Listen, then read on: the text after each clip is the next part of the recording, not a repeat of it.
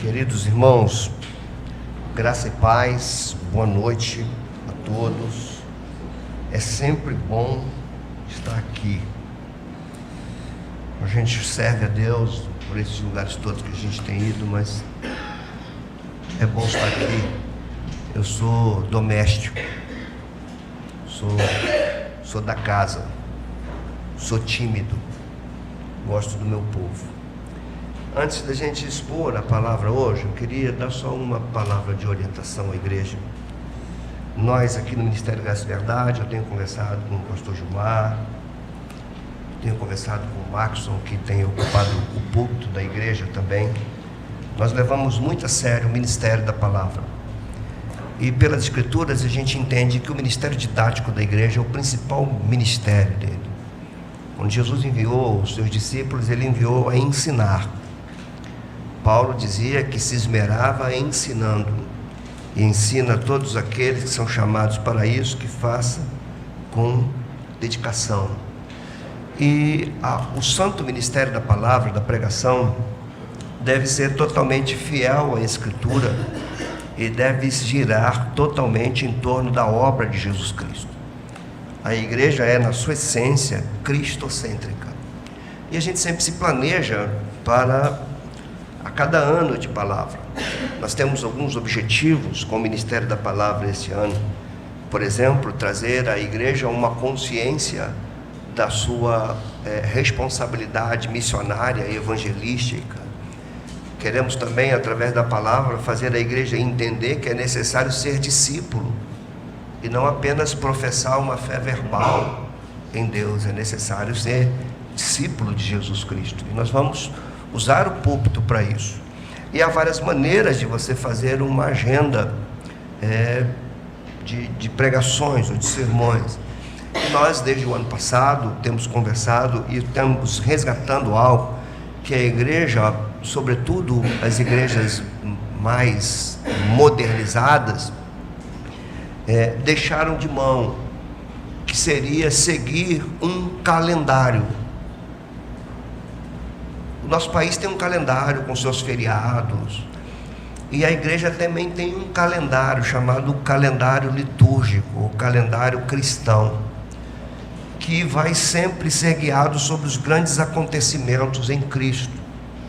Por exemplo, o Natal é um deles, a Páscoa são os dois maiores acontecimentos, e dentro desses dois, ou em torno desses dois acontecimentos, há muitos outros acontecimentos em Jesus, e todos eles trazem significados muito especiais para a nossa fé. Então a maneira de trabalhar a espiritualidade da igreja é seguir esse calendário, expor a Escritura conectada com aquilo que Jesus Cristo fez. Com isso, nós precisamos, por exemplo, admitir que os nossos irmãos católicos levam isso mais a sério do que a nós. A gente precisa entender isso. Por exemplo, a Páscoa, que é uma data central para o povo cristão, tem sido para nós apenas um feriado longo e um bom dia para irmos para a praia. Um bom cristão não vai à praia numa Páscoa. Natal, que é o grande acontecimento da cristandade, para muitos ganhou a tinta do comércio, do consumismo e de simbolismos totalmente desconectados com aquilo que a Escritura nos ensina. Então existem dois grandes eventos. Se você reparar, o Antigo Testamento, a espiritualidade de Israel era dirigida em torno dos grandes acontecimentos de Deus no povo dele. O Êxodo, que deu origem à Páscoa, a festa dos tabernáculos, das cabanas, que lembra os tempos que eles viviam em tendas, a festa de Purim, que lembra a libertação do domínio persa, quando Israel ia ser exterminado pelos persas, e Deus levanta uma mulher chamada Esther, que vai protagonizar então ali o livramento para o povo de Israel, e ali dá início à festa de Purim.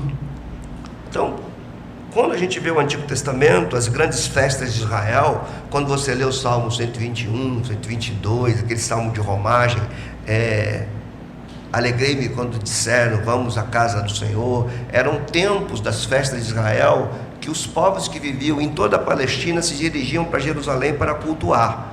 Então esse culto era sempre em torno de grandes acontecimentos que Deus fez com aquele povo. O cristianismo nosso se modernizou demais, se distanciou de sua essência, de sua espiritualidade, e nós precisamos resgatar isso.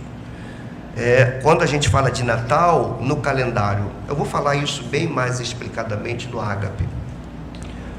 Quando a gente fala de Natal, a gente tem no calendário cristão o ciclo do Natal, que são 4 domingos antes do próprio Natal e 4 domingos depois. Os 4 domingos que antecedem o Natal são chamados de tempo do Advento, onde o púlpito da igreja, os sermões, as homilias, visam então preparar a igreja para este dia, para compreender a chegada de Jesus. Então há toda uma espiritualidade envolvida nisso, que vai nos levar a levar uma vida mais conectada com a nossa fé do que conectada com a proposta desse mundo. Nós vamos ser menos secularizados e mais espiritualizados, por assim dizer. Depois que passa o Natal, existem mais 4 domingos, que são o domingo pós-Natal, que ainda está dentro do ciclo de Natal, que vão ter ministrações, sermões falando da epifania de Jesus, quando ele aparece, quando ele surge, seus sinais. E dentro desse calendário nós estamos no 4º domingo, que é hoje. E no 4º domingo se fala do batismo de Jesus. Então, como eu não quero entrar em detalhes sobre isso hoje, vou falar mais explicadamente sobre isso no Ágape. Por isso que eu falo para vocês que o Ágape não é um evento, o Ágape faz parte do ministério da igreja. No Ágape a gente vai estar explicando o que é um calendário cristão, como que a gente vai lidar com isso, quais são as implicações disso para a nossa vida, como que a gente lida com a Escritura nesses momentos que a gente lembra a nossa fé, que a gente traz à memória o que Jesus Cristo fez e nos alimentamos daquilo que ele fez. Isso é muito importante para nós. E hoje, como é o domingo que se lembra do batismo de Jesus, eu quero partilhar com vocês então em cima desse acontecimento. Ok? Eu não estou com cara de batista, embora tenha andado muito por lá. Eu quero pegar o texto de Marcos, capítulo 1. Eu sei que Marcos usou hoje o texto de Mateus, capítulo 3. Eu vou usar hoje o texto de Marcos, capítulo 1. Apenas versículos 9, 10 e 11.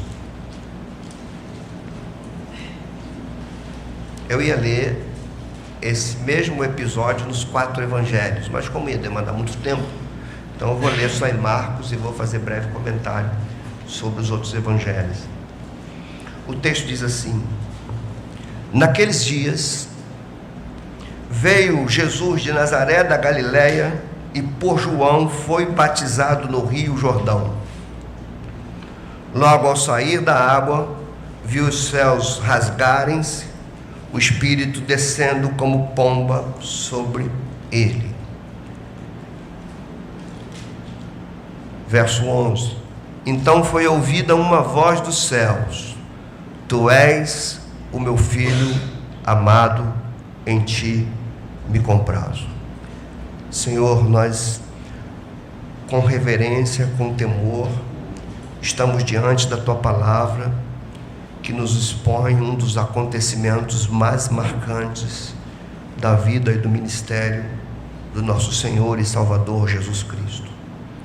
Saímos das nossas casas não para participar de um evento, saímos das nossas casas para prestar culto a Ti, para ouvir a Tua palavra, para lembrar da Tua redenção e para sairmos daqui com o intuito de vivermos para a Tua glória, da nossa vida expressar aquilo que Tu fizeste por meio do Teu Filho. Então nós te pedimos, Senhor Deus, fale conosco por meio da Tua palavra, que o Teu Espírito Santo esteja iluminando o nosso interior, testificando dentro de nós, que o Teu Filho seja lembrado em nossas mentes, esteja vivo dentro de nós, enquanto Tu, Senhor Deus, comanda os Teus decretos para a Tua glória e para louvor do Teu nome. Use a minha vida, Senhor, aqui estou como um servo teu e como um servo desta igreja. Em tuas mãos estou, em tuas mãos confio, que tudo seja para louvor do teu nome. Amém e amém. Irmãos, quando você vê o mesmo acontecimento sendo repetido nos 4 evangelhos, é porque tem um significado muito grande para nós. Por a gente estar tão acostumado com textos como esse, e por a igreja pouco pregar sobre isso, nós acabamos ficando sem compreender a amplitude desses acontecimentos, suas implicações e aplicações para as nossas vidas. Os 4 evangelistas registram isso, e obviamente é um episódio que eles registram e que estão inseridos dentro de um contexto muito maior. Ou seja, Mateus, Marcos, Lucas, João não escreveram seus evangelhos para falar do batismo de Jesus. Eles inserem o batismo de Jesus para falar e alcançar o objetivo daquilo que eles queriam. Então, isso é importante para nós detectarmos. Quando você olha o Evangelho de Mateus, que Marcos citou e pregou hoje pela manhã, nós vamos ver ele começando dizendo que é o princípio do Evangelho de Jesus Cristo, filho de Davi, filho de Abraão. Então, quando nós olhamos para Mateus, a gente vê Mateus conectando o batismo de Jesus com o início do Evangelho dele. Caminhando um pouco para trás, ele conecta Jesus com as promessas do Antigo Testamento, com a aliança com Davi para Israel e com a aliança com Abraão para todas as nações. Isso está na mente de Mateus quando escreve e quando registra o episódio do batismo de Jesus. Quando você lê Marcos, a introdução do Evangelho de Marcos, o primeiro versículo é princípio do Evangelho de Jesus Cristo, Filho de Deus. Marcos já não fala filho de Abraão, nem fala filho de Davi, fala filho de Deus. Por isso que Marcos não tem genealogia e Mateus tem, porque Mateus precisa provar que ele é de fato da linhagem de Davi e de Abraão, cumprindo assim o que Deus havia prometido a esses 2 grandes personagens do Antigo Testamento, Abraão primeiro e Davi depois. Marcos vem logo direto, e no primeiro versículo do Evangelho de Marcos, quando ele diz princípio do Evangelho de Jesus Cristo, Filho de Deus, aqui a gente tem uma frase subversiva. Ele está escrevendo o contexto grande dele, do Império Romano. Ele está dizendo que o Filho de Deus não é César, que o Filho de Deus é Jesus Cristo. E depois ele vai desenvolver o seu Evangelho provando aquilo que ele afirma no primeiro versículo, que ele é Filho de Deus. Então, o que Marcos apresenta é o Filho de Deus como um servo sofredor, diferente do imperador que se dizia filho de Deus sem ser servo e muito menos sofredor. Então, isso está na mente dos evangelistas.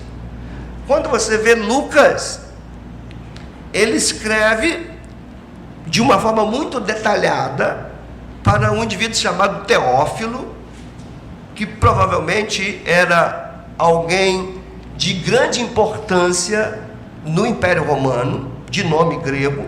Ele escreve o seu evangelho detalhadamente, e ele vai apresentar a Teófilo Jesus como o grande filho do homem. E Lucas pega a sua genealogia e vai ainda mais além de Mateus. Mateus vai para trás até Abraão, Lucas vai mais atrás, vai até Adão. Tudo isso tem significados para nós. Quando você lê João, que também não tem genealogia, que fala muito superficialmente do batismo de Jesus, conectando sempre com o ministério de João Batista. Se Mateus vai até Abraão, se Lucas vai até Adão, João vai até antes da fundação do mundo e fala do verbo criador. Então tudo isso precisa estar na nossa mente. O que esses evangelistas estão fazendo é citando um episódio dentro de um contexto muito maior para ratificar aquilo que eles estão querendo que o seu público leitor primário entenda. E isso chegou até as nossas mãos. O que podemos entender com o batismo de Jesus? Uma pergunta muito comum seria: por que Jesus deveria ter sido batizado se o batismo é para arrependimento, e arrependimento, subentende-se que arrependimento é para quem está em pecado? Por isso precisa se arrepender. Mas nós sabemos pelo próprio testemunho dos evangelhos que ele não conheceu o pecado, que ele não tinha pecado, que ele foi gerado pelo Espírito Santo, que a gestação dele foi sobrenatural. Nós vemos no próprio batismo uma voz do céu dizendo que ele é o Filho amado. Este é o meu Filho amado, lembrando as grandes referências dos Salmos. Por exemplo, tu és o meu filho, hoje te gerei. Esse está com eco aqui no batismo, o que prova que Jesus não tinha pecado. Então algumas coisas precisam começar a saltar daqui desse texto para nós. Mateus e Marcos vão citar o Rio Jordão. Lucas não menciona isso, mas Lucas fala do Espírito Santo descendo em forma corpórea, mostrando que a ideia, descendo como pomba, e essa pomba de forma corpórea, mostrando que não era algo subjetivo, era algo real que aconteceu. Então, juntando todos esses pedaços, nós vamos ver nos 4 evangelhos, primeiro, que o batismo de Jesus está conectado com o ministério de João Batista. Por assim dizer, o ministério de João Batista é o fechamento dos profetas, o último dos profetas, o que vai nos mostrar que o batismo de Jesus é cumprimento de profecias do Antigo Testamento. Quando a gente vê nesses evangelhos mostrando com detalhe que ao Jesus sair das águas, o Espírito Santo desce em forma de pomba e a voz do alto diz: este é o meu Filho amado, a gente vai ver de novo a Trindade em ação. O Pai falando, a voz é do Pai, a palavra encarnada e o Espírito pairando, lembrando Gênesis. Então a gente tem aqui a Trindade da criação presente no início da redenção. Então o batismo de Jesus está conectado com o ministério de João Batista, que está fechando o ministério profético, dizendo que aquilo que os profetas anunciaram está diante dele. E o batismo de Jesus precede a sua tentação. Depois que ele é batizado, ele é tentado, e depois disso ele vai então chamar seus discípulos, o que nos mostra algo, que o batismo sempre é precedido, ou melhor, é seguido por tentações, lutas, dificuldades, oposições. E nesse íntere é que Jesus chama seus discípulos. Então a gente tem aqui algo muito tremendo, mas alguma coisa ainda não ficou claro para nós. Por que Jesus foi batizado se ele não tinha pecado? Aqui os estudiosos debruçam e algumas coisas ficam bem óbvias, né? Jesus é batizado para que o Pai dê testemunho dele, por exemplo. Mas tem algo, irmãos, que eu queria chamar a atenção de vocês. Aqui no batismo de Jesus nós temos a primeira identificação dele com os pecadores. Ele não tinha pecado. Ele se identificou com os pecadores. Assim, o batismo vai nos mostrar que ele tem uma natureza divina apresentada na Trindade. Ele tem uma natureza humana com a qual ele se identifica conosco. Ou seja, ele não precisava do batismo porque não tinha pecado, mas ele se batiza porque se identifica com os pecadores. Ele não poderia ser condenado à morte porque não tinha pecado, mas ele assume o pecado porque se identificou com os pecadores. Isso quer dizer que o batismo é um prenúncio da cruz. O batismo já mostra para onde ele vai. O batismo já mostra que aquele que não tem pecado desce às águas, aquele que não tem pecado subirá à cruz. E aqui, irmãos, esse ponto já nos causa espanto, porque tem significados muito, muito, muito profundos para nós, que eu não tenho capacidade de explorar tudo. Quando a gente olha, principalmente em João, que começa dizendo, no princípio era o Verbo. João começa falando do Verbo Criador que agora se encarnou.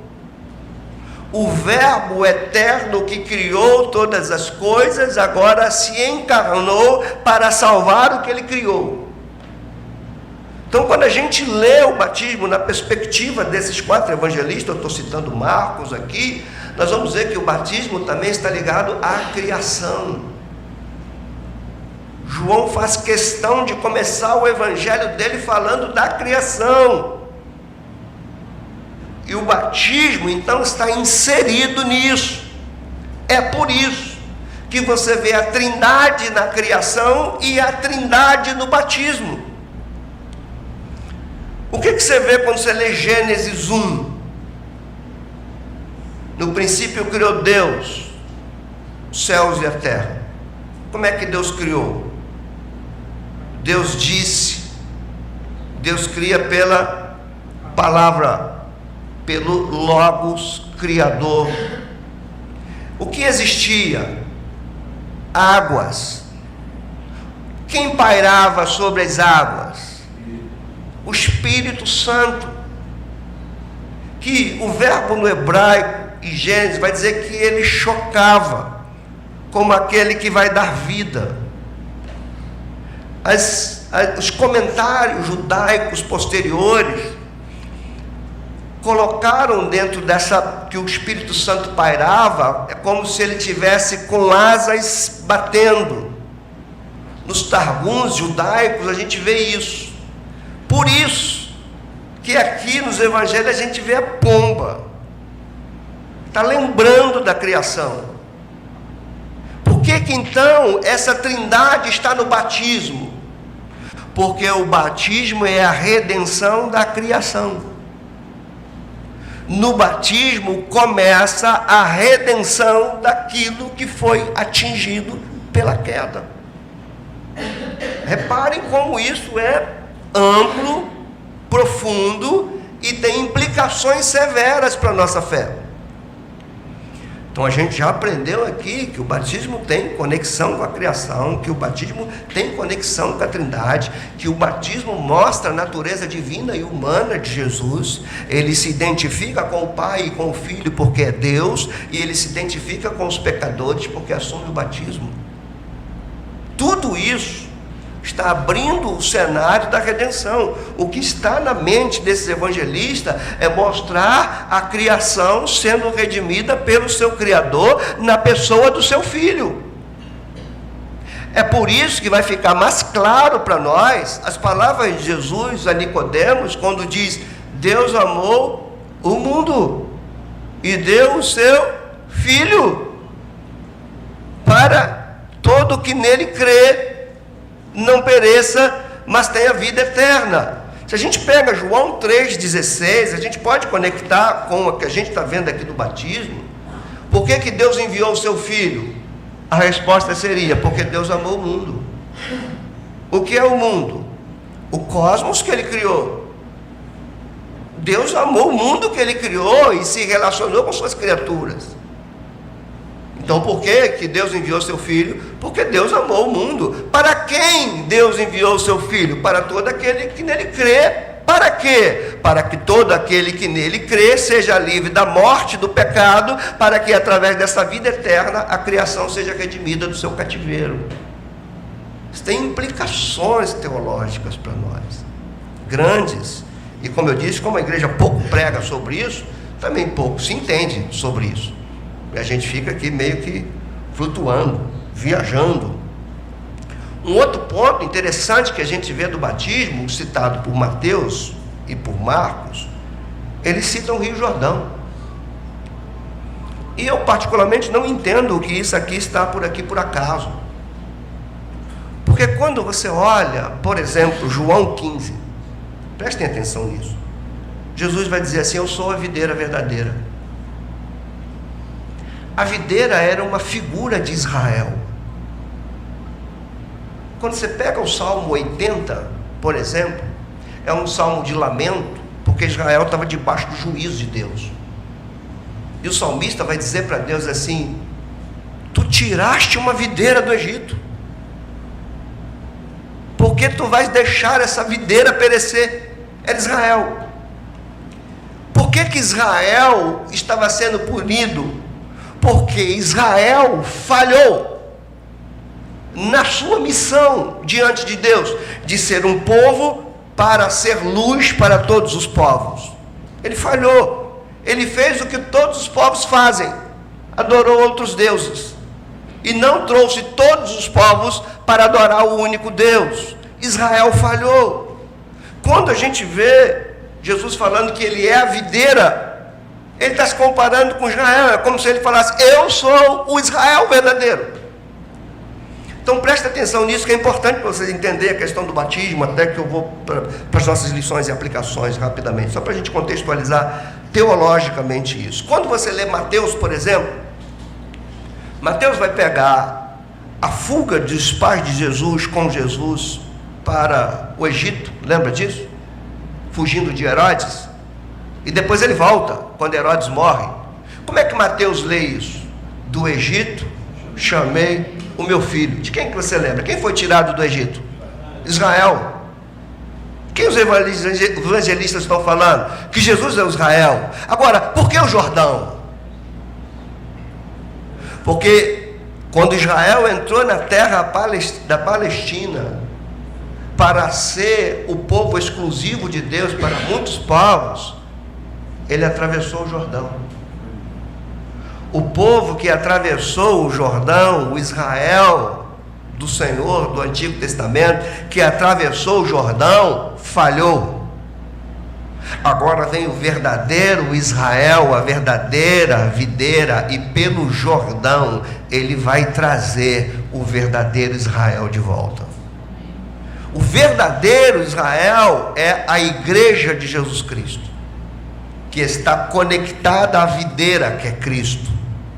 Então nós temos aqui implicações, porque se Israel falhou ao atravessar o Jordão, e Jesus atravessa o Jordão trazendo redenção, e dessa redenção nasce o novo Israel, que é a igreja, nós não podemos falhar. Nós precisamos ter uma consciência da nossa missão, ou da missão de Deus através das nossas vidas. Dito isso, irmãos, nós podemos tirar algumas lições teológicas, ou algumas implicações teológicas do batismo de Jesus. A primeira delas, nós precisamos entender o batismo de Jesus conectado com a criação. E, aliás, toda a nossa fé cristã precisa estar conectada com a criação. Se nós não tivermos consciência da criação, nós nunca saberemos a razão de Jesus ter nos salvado. Porque quando ele diz: eu vim salvar o que estava perdido, o que estava perdido era tudo. A vinda dele é para salvar o que estava perdido. Isso vai trazer luz para as palavras de Paulo aos Coríntios, quando diz: Deus estava em Cristo, reconciliando consigo o mundo, e nos deu o ministério da reconciliação. Então veja, Deus estava reconciliando o mundo com ele por meio de Cristo. A igreja nasce do ministério de Jesus Cristo, e a igreja agora tem essa palavra de reconciliação. É por isso que Paulo vai dizer que a criação está gemendo, esperando a manifestação dos filhos de Deus. E é por isso que a gente tem que entender que quando Jesus desce as águas, ele já está, é um prenúncio da cruz, e na cruz, na sua morte, na sua ressurreição, estabelece uma nova criação que vai desenvolver o reino de Deus até que ele seja consumado em novos céus e nova terra. Então tem muitas implicações aqui. E a primeira delas é: nós precisamos conectar o batismo de Jesus com a criação. Porque a gente está vendo a Trindade criando e a Trindade recriando. A Trindade que criou, agora a Trindade vem redimir. E da redenção da Trindade nasce uma nova criação. A expressão correta de 2 Coríntios 5,17 é: aquele que está em Cristo é nova criação, novo povo que surgiu do segundo Adão, os filhos da obediência, é esse povo. Então, primeiro ponto, preciso conectar o batismo com a criação. Segundo, em sequência disso, eu preciso também entender que o batismo marca o início da redenção, o início de uma nova criação. Quando Jesus desce as águas, é o início de uma nova criação. Ele está se identificando com pecadores para levar o pecado sobre ele, para ressurgir dentre os mortos e justificar todos aqueles que põem fé naquilo que ele fez e naquilo que ele é. Esse povo justificado é a igreja de Jesus, que já não está mais em inimizade com Deus. Por isso que ele vai bradar em Romanos 5: justificados, pois, pela fé, temos paz com Deus.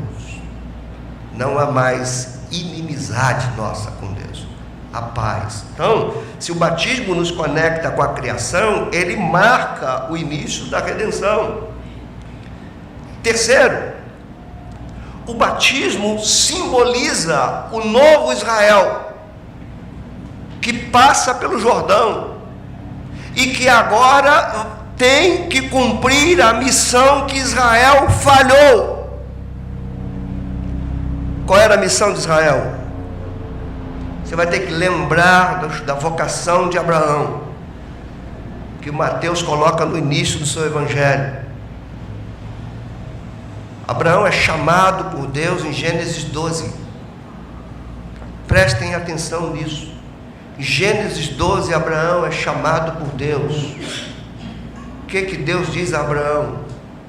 Sai da tua terra, da tua parentela, da casa do teu pai, vai para o lugar que eu te mostrarei. De ti farei uma grande nação. Abençoarei os que te abençoarem, amaldiçoarei os que te amaldiçoarem. Sê tu uma grande bênção para quem? Para todas as nações. Em ti serão benditas todas as nações, todos os povos, todas as famílias. Por que Deus diz isso em Gênesis 12? Porque em Gênesis 11 ele amaldiçoou as nações, por conta da Torre de Babel. Então reparem o ciclo de queda e redenção. Gênesis 3, queda. Gênesis 6 a 9, queda e redenção. Dilúvio, nova criação, nova aliança. Deus continua. Capítulo 10 de Gênesis: Deus separa as nações sobre a terra debaixo da bênção da aliança com Noé. O que eles fazem em Gênesis 11? Vamos nos juntar aqui e construir uma torre para nosso nome ser célebre. O que Deus faz? Acaba com aquela bagunça, separa todo mundo, ninguém se entende mais, todos debaixo de maldição. O que Deus faz em Gênesis 12? Eu não desisti da minha criação, Abraão, em ti eu vou abençoar todos os povos. O que tem Jesus a ver com isso? O que Jesus disse quando ressuscitou? Façam discípulos de todas as nações. O que tem a ver o batismo no Jordão? Tem a ver um novo Israel. O que tem a ver o novo Israel conosco? Missão. A igreja é chamada, e Jesus disse, para ser luz do mundo, sal da terra, o povo dele sobre toda a terra, como uma comunidade de contraste, um povo de contraste, uma vida alternativa. A igreja vai fazer missão, indo e trazendo, indo às nações, mas também atraindo as nações para ela. E aqui, irmãos, nós precisamos fazer uma crítica severa para nós. Nós nunca vamos corresponder ao batismo de Jesus se nós tivermos uma vida secularizada. Uma vida secularizada não tem nada para apresentar a esse mundo, não tem nada que possa dar uma opção para um mundo caído. E o que a gente vê hoje é um cristianismo secularizado. No mês de janeiro as pessoas tiram férias de tudo, inclusive de Deus, de Bíblia, de oração, de tudo. São indiferentes, são relapsos, só pensam em si mesmo. Querem curtir suas férias com todo o lazer e deixando o seu Criador de lado. O mundo já faz isso. A igreja é o povo de contraste, irmãos. A igreja é o povo que diz: nós não somos assim. Nós não agimos desse jeito. Nós tiramos férias daquilo que nos cansa. E Deus não nos cansa, Deus nos renova. Bem diferente disso. Quando eu vejo mês de janeiro, as pessoas falam assim, se espantaram comigo que eu falei que no mês de janeiro, todo mês de janeiro, eu leio o Pentateuco todo. Se espantaram comigo, alguém perguntou assim: você não está de férias? Eu falei: por isso mesmo, estou com mais tempo para ler. Exatamente por eu estar de férias que eu leio mais. Não é o contrário, gente. Alguma coisa está errada nisso. E a gente precisa ser bem honesto, admitir que nós nos secularizamos, que nós incorporamos. Nós não podemos, eu estou aqui parado nesse item aqui do Jordão, do Israel, e porque nós estamos sendo confrontados com isso. O que Deus falou com Israel? Vai, mas não absorva a cultura daqueles povos. Vocês precisam ser luz para aqueles povos. Não coloquem imagem diante de mim. Não coloquem Deus diante de mim. Não façam imagens para você. Não tomem o meu nome em vão. Trabalhem 6 dias, guarda um na minha presença. Israel quebrou tudo isso. Israel, ao invés de chamar as nações para conhecer o Deus dele, Israel quis conhecer o Deus das nações, ou os deuses das nações. Se dobrou aos deuses. Israel cometeu idolatria. Israel cometeu adultério espiritual. A igreja dos nossos dias tem feito muitos deuses. Os deuses do lazer, os deuses das nossas ideologias, das nossas preferências, daquilo que nós queremos. Muita gente hoje na igreja, irmãos, está dando a Deus o que sobra. O que sobra. Quando o princípio de Deus é: o meu são as primícias. É o melhor. O melhor do gado, o melhor da ovelha, o melhor do teu tempo, o melhor da tua saúde, o melhor da tua mente. É isso que a gente dá a Deus. Quando a gente não faz assim, a gente está falhando como Israel. Israel absorveu, quando você pega os livros dos reis, a gente vai ver Israel sendo levado para o cativeiro. Por quê? Porque Israel absorveu a cultura pagã, incorporou Deus no seu culto. Confundiu prosperidade econômica com bênção de Deus. Israel fazia isso, achava que por estar prosperando economicamente, Deus estava abençoando. E nós estamos nessa mentira hoje. Achamos, porque estamos conquistando coisas, Deus está abençoando. Não necessariamente.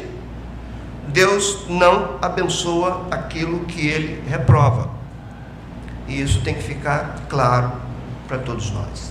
Então, o Jordão simboliza Jesus como o novo Israel e o povo que vem dessa redenção como Israel, que tem que ter uma consciência da sua missão. Quarto, o batismo de Jesus vai ratificar a sua natureza dupla. Divino, por isso salva. Humano, por isso morre. O pecado foi tão devastador que nenhum ser humano poderia solucionar isso. Por isso Jesus veio como Deus. Mas o pecado foi cometido por um ser humano e teria que ser pago por um ser humano justo. Não havia nenhum justo. Então por isso que Deus se faz homem em Jesus Cristo. No batismo, quando ele se submete ao batismo de arrependimento, ele está identificando a sua humanidade conosco, está se identificando com a nossa natureza pecaminosa. Por isso que Paulo vai dizer que ele veio em semelhança de natureza pecaminosa, para na sua carne condenar o pecado, para que nós sejamos justiça de Deus. Quinto, o batismo de Jesus mostra que a Trindade está tanto na criação quanto na redenção.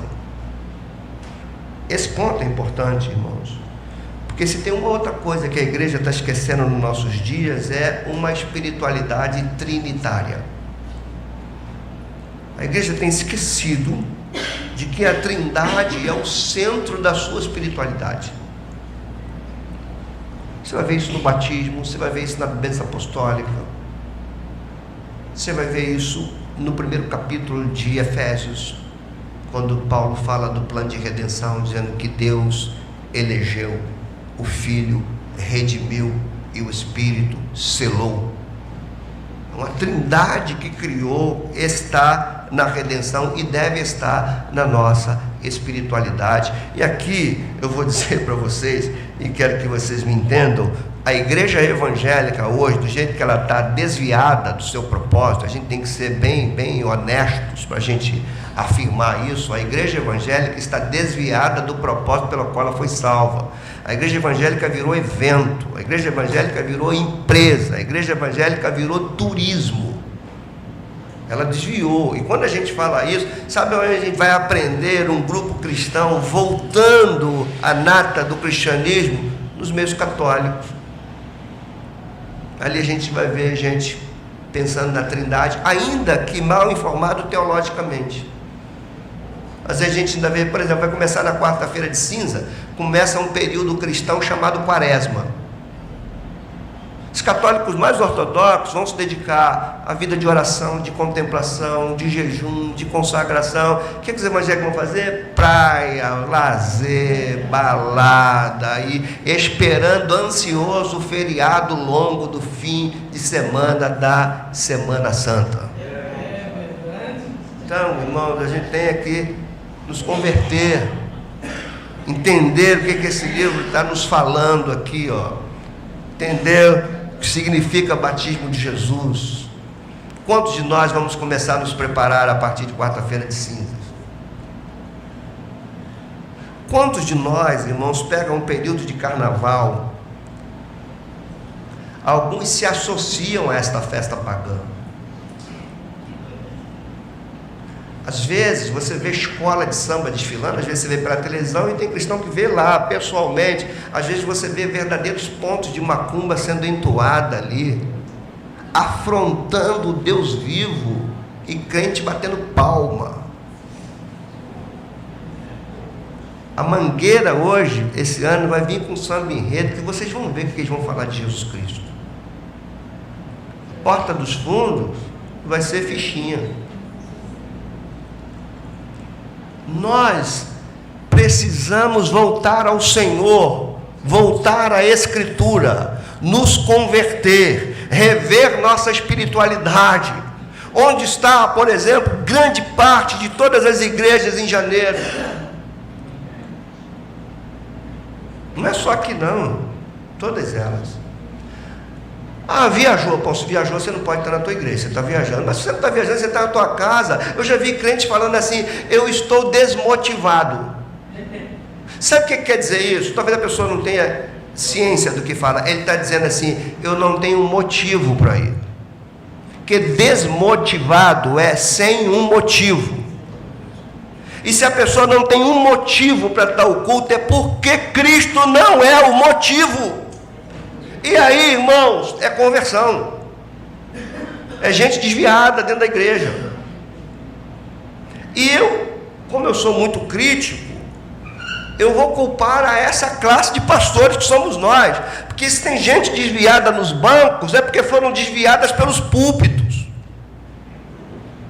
que deixaram de pregar a Escritura, para usar a Escritura para fazer entretenimento dominical, para manter a massa entretida.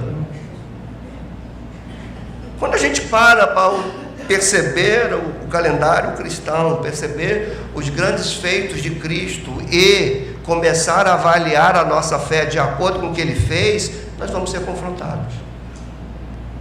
Nós somos confrontados quando eu preguei aqui sobre os 10 mandamentos, sobre 3 meses pregando sobre isso. Eu lembro que todos admiraram isso, mas a gente está hoje ainda admirando mais do que nos submetendo. Nós admiramos muito, mas precisamos nos submeter. Então o batismo, ele envolve a Trindade, tanto na criação quanto na redenção. Por último, o batismo de Jesus marca a chegada do reino. É por meio das águas que vai começar a surgir um novo reino, porque as águas, como eu disse, é um prenúncio da cruz, e a cruz é um prenúncio do túmulo vazio, e o túmulo vazio é o prenúncio da vinda do Espírito Santo, e a vinda do Espírito Santo é a marca do ano do Senhor que chega. Por isso que Pedro vai responder lá aqueles que acusavam ele de bêbados no Pentecostes, e diz: não, isso foi o que o profeta Joel disse: nos últimos dias derramarei do meu Espírito sobre todas as coisas. Então, o batismo de Jesus vai apontar com a cruz, com a ressurreição, com a ascensão, com o envio do Espírito Santo, com o surgimento da igreja como o povo escatológico de Deus. Então a igreja nasce disso. A igreja é o povo escatológico, a comunidade de contraste, o povo do já e o ainda não, o povo onde o reino está presente e espera que seja consumado. A igreja é o povo onde todos os povos precisam ver que o reino chegou, que o reino está presente, que o reino não é um reino material, não é um reino geográfico, é um reino espiritual, de valores.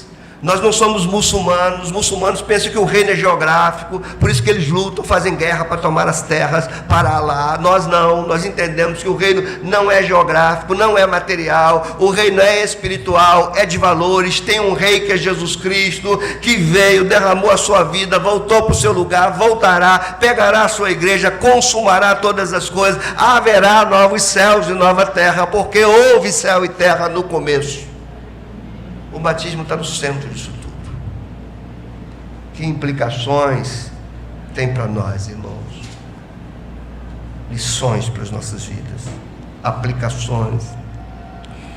Se o batismo de Jesus faz entender que Deus não desistiu da sua criação, nós precisamos então desenvolver a nossa salvação na perspectiva da criação redimida. Precisamos ter em mente que o que Deus quer não é só povoar o céu de pessoas. O que Deus quer é pessoas redimidas para que a criação seja redimida. Aqui nos traz consciência ecológica. Aqui nos faz ver o mundo com os olhos do Criador.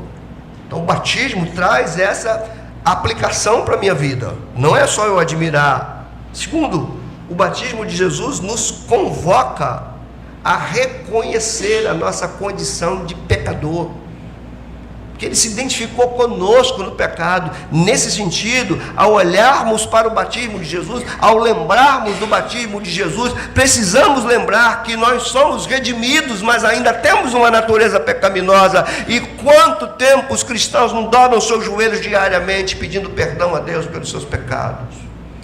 Não se faz mais isso. Não se pede perdão, não se quebranta coração. Eu posso dizer assim, seguramente, que a maioria esmagadora da igreja não tem vida nem de oração, nem de leitura da palavra. Aí eu vejo crentes falando assim: é porque eu estou em conflito com as coisas desse mundo, eu não entendo muito. Como é que você vai entender se você não lê a Bíblia? De que jeito você vai entender? Se o que domina a tua mente não é a Bíblia, como é que você vai entender? A gente está na geração, irmãos, de pessoas torcendo pela quadrilha do professor na Casa de Papel da Netflix. pessoas torcendo pela quadrilha do professor. A gente tem hoje uma igreja com uma cosmovisão mais de Hollywood do que da Bíblia. O que eu quero dizer com isso? Tem muita gente fazendo do Coringa o modelo de justificação dos seus fracassos. Porque o Coringa foi desprezado pelo pai, foi desprezado pela mãe, foi desprezado pelo patrão, foi desprezado por todo mundo, foi desprezado pela sociedade, por isso que ele se tornou uma pessoa assim. Ele se tornou uma pessoa assim porque o pecado está dentro dele. Por que ao invés de se espelhar no Coringa, não se espelha em José? Foi vendido pelos seus irmãos, foi jogado dentro de uma caverna, foi para o Egito, chegou lá no Egito, foi traído pela mulher de Potifar, foi para dentro de uma cadeia, foi traído pelas pessoas que estavam com ele lá, que prometeram lembrar dele, não lembraram dele. E ele foi, por causa disso, ele não se deitou com a mulher, ele não se tornou violento, ele não se tornou bandido, ele não negou a sua fé, muito pelo contrário, ele promoveu vida e salvação dos seus irmãos. Espelha-se em José e não no Coringa. Mas tem muita gente ainda saindo do cinema com uma cosmovisão mais hollywoodiana do que bíblica. E aqui, irmãos, enquanto tiver Bíblia, eu vou estar pregando para a gente. Pode ter certeza disso. Está no tempo de você decidir se a Escritura vai tomar conta da tua mente ou se são outras coisas que vão tomar conta da tua mente e você aceita da Bíblia só aquilo que você concorda. Está na hora da gente decidir isso. Porque o batismo de Jesus faz a gente se identificar com a nossa natureza pecaminosa. O batismo de Jesus também nos mostra que houve necessidade de redenção. Isso significa que se nós hoje chamamos Deus de Pai, pode ter certeza que houve um alto preço pago por isso. O que a gente chora hoje, irmãos, é ver a salvação ser tão desprezada nos nossos dias. Talvez exatamente por falta de uma compreensão do que é cristianismo, do que é vida cristã, a gente fala de salvação como se fosse uma coisa assim, a gente não tem noção do que foi que Jesus Cristo fez na cruz. Se você fechar os teus olhos e fazer a pergunta assim, se Jesus não morresse na cruz por minha vida, e se seu Espírito não me convencesse do pecado para eu crer naquilo que Ele fez, onde estaria a minha vida na eternidade?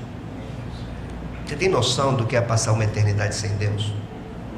A gente não tem noção disso, porque a gente é um povo pragmático, a gente crê no que a gente vê, no que a gente toca, e não dá para ser cristão assim. Cristão não crê no que vê e no que toca. Cristão crê naquilo que ele não vê. Ele vive por aquilo que não está diante dos olhos dele, senão não é cristão. Por último, irmãos, o batismo de Jesus nos ensina que haverá uma consumação. Que Deus não perdeu o domínio sobre sua criação. Que tudo está debaixo do domínio dele, do governo dele. Ele virá. Tudo será consumado. E talvez seja um bom momento para você que me ouviu hoje parar e perguntar: o que eu estou fazendo com a minha salvação? Talvez seja o momento da gente indagar a autenticidade da nossa conversão. Eu digo com toda segurança, irmãos, que a vida cristã, preste atenção nisso, ela é desenvolvida por meio de conversões. Aliás, não há santificação sem conversão. Nós nos convertemos para a salvação eterna uma única vez. Mas a palavra conversão quer dizer retornar a, virar para algo. Todas as vezes que a nossa vida vai fora dos trilhos de Deus, nós precisamos nos converter, voltar para Ele. E talvez seja um tempo de você que está me ouvindo, assim como eu que estou falando, avaliar a sua vida e talvez indagar: será que eu não tenho que me converter? Voltar para o meu Deus, voltar para o ensino dEle, para a palavra dEle, para os princípios dEle. Será que eu não abandonei o Deus da Escritura e imaginei um Deus que eu aprovasse para eu viver a vida que eu sempre desejei? Será que não estamos fazendo isso? Eu descarto o Deus da Bíblia, mas eu não posso viver sem Deus. Então eu imagino um Deus que seja aprovado por mim. E depois que eu imagino esse Deus, eu passo a viver a vida sabendo que Ele vai legitimar o que eu faço, porque Ele é o Deus que eu imaginei. É aí que nós nos tornamos idólatras. Quando criamos um Deus na nossa imaginação. Imaginamos o Deus. O Deus da Bíblia não cabe na mente de muito cristão hoje. Porque o Deus da Bíblia fala de milagres. O Deus da Bíblia fala de criação macho e fêmea. O Deus da Bíblia fala de pecado. Ah, mas eu não concordo. Ele não está nem aí para você se não concorda. Ele não vai deixar de ser Deus para agradar você. Ele vai continuar sendo Deus. Mas se você é um filho de Deus, Ele vai usar circunstâncias para você saber que só Ele é Deus. E aí, meu amigo, minha amiga, meu irmão, minha irmã, sem querer ser Igreja Universal, meu irmão, minha irmã, quando Deus te entrega as tuas próprias escolhas, sendo você um filho de Deus, saiba que você vai levar lapada. Saiba que você vai colher das suas escolhas. Aí você vai voltar como filho pródigo, dizendo: Senhor, eu quero ser apenas um dos seus jornaleiros, que peguei a minha herança para gastar do jeito que eu queria. Eu quis ser o meu Deus e tu deixaste, e agora eu estou comendo resto dos porcos. Vamos, irmãos, levar a nossa fé a sério. Leia a Escritura todos os dias. Tenha um tempo. Tenha um tempo. Tire um tempo do teu dia. Leia. Está aí o ano chegando para você ler a Bíblia inteira. Leia a Bíblia como Deus estivesse contando uma história para você. Não queira ler a Bíblia questionando Deus, não. Leia a Bíblia se submetendo a Ele. Tenha o princípio de submeter o teu intelecto a Deus, porque foi Ele quem criou, foi Ele quem te deu a inteligência. Submeta a tua inteligência a Ele. Esse é o batismo de Jesus, irmãos. Esse foi um domingo, o quarto domingo do ciclo de Natal, após o Natal dele, onde a igreja para lembrar dele descendo as águas do Jordão, a pomba descendo sobre ele, a voz do céu dizendo: este aí é o meu filho amado. Que Deus nos abençoe e que nos conduza no caminho dele. Senhor, nós queremos te louvar, te agradecer pela tua palavra tão clara para nós, tão significativa. O compromisso de quem prega, Senhor, é anunciar a tua verdade.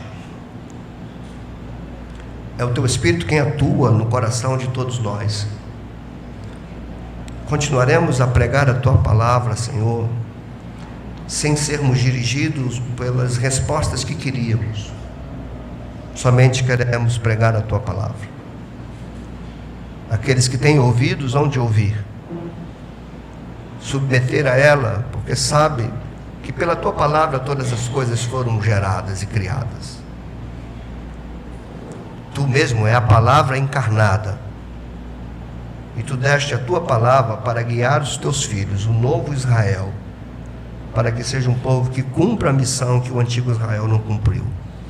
E nós vimos isso nas águas do Jordão, no batismo do teu filho. Ilumina o nosso entendimento, Senhor. Restaura nossos lares. Aviva nossas igrejas, Senhor. Deus amado, livra-nos da secularização dos nossos dias. Senhor, que nós não venhamos a perder a fé num mundo tão descristianizado como o nosso.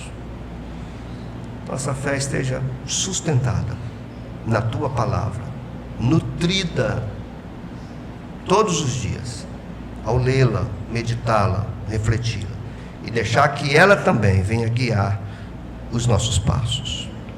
Encoraja, Senhor, aqueles que, de alguma forma, estão desanimados pelas circunstâncias da vida. Sê com os pais que têm medo de seus filhos pegarem os atalhos da vida. Seja conosco, Senhor, porque Tu és um Deus de promessa. Tua promessa não falha. Nós cremos na Tua palavra, a ela seremos fiel. Pedimos perdão por todas as nossas negligências. Nós não somos incompetentes, Senhor, porque Tu nos deste competência. Mas nós podemos ser negligentes, negligenciando a competência que Tu nos deste e nos esquivando de fazer o que Tu nos mandaste fazer. Seja conosco, Deus. Tenha a Tua misericórdia sobre nossas vidas, Teu perdão sobre nós. Restaura a vida devocional do Teu povo. Inclina o coração do Teu povo a buscar a Ti, a desejar a Ti, a acordar pensando em Ti, Senhor. Pensando na Tua palavra, pensando o que seria de nós se não fosse a Tua obra e a Tua palavra. Deus bendito, esse Jesus Cristo, Deus homem, Senhor das nossas vidas, que desceu as águas do Jordão, que está em nós, que Ele possa, pelo Seu Espírito, nos conduzir até a consumação dos séculos. Assim oramos, te agradecemos, Senhor, em nome de Jesus. Amém.